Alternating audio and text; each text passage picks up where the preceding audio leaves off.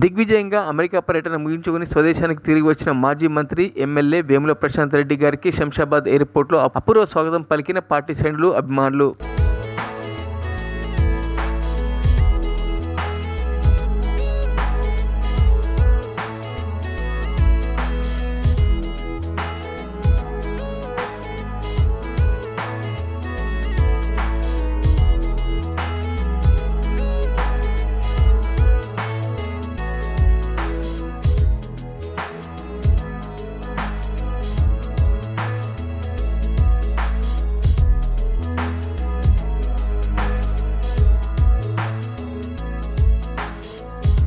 మరిన్ని అప్డేట్స్ కోసం మా ఛానల్ని సబ్స్క్రైబ్ చేయండి.